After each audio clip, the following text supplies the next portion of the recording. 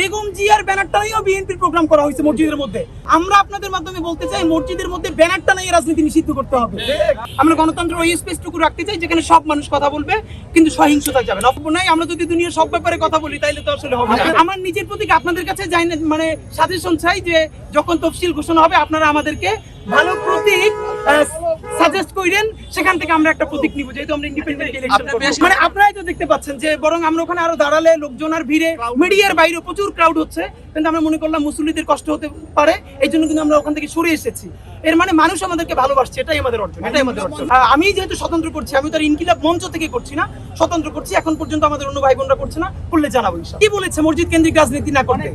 অনেক নাম বলেন, 3 জন। তারেক রহমান সাহেব বলেছে, জামাতের আমির বলেছে, বা এনসিপির কেউ বলেছে। মসজিদ কেন্দ্রিক না, যদি মসজিদের মধ্যে করতাম তাহলে হতো। আমি তো মসজিদের মধ্যে নাই ভাই, এখন রাস্তায় হাঁটবো না, বারান্দায় হাঁটবো না। আমরা আপনাদের মাধ্যমে বলতে চাই মসজিদের মধ্যে ব্যানারটা নিয়ে রাজনীতি নিষিদ্ধ করতে হবে। এখন অনেককে বলা হচ্ছে যে জামাত ইসলাম বিএনপির প্রোগ্রাম করে। আমি তো আমার এলাকায় দেখেছি বেগম জিয়ার ব্যানারটা নিয়েও বিএনপির প্রোগ্রাম করা হয়েছে মসজিদের মধ্যে। আমরা বলবো হ্যাঁ, যখন কোরআন শিক্ষা হবে ভালো কাজ হবে। কেন বিএনপি কি মিলাদুন্নবীর অনুষ্ঠান করবে না? তাহলে বিএনপি মিলাদুন্নবীর অনুষ্ঠান করলে সে মসজিদে করবে না? কেমন কথা?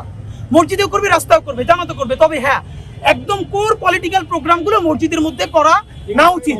যেমন দেখেন, আমি এই জনসংযোগটা তো মসজিদের মধ্যে গিয়ে করতেছি না, এটা আমি রাস্তায় করব। কিন্তু আমি যদি এখন মিলাদুন্নবী করি তাহলে আমি মসজিদে করব না?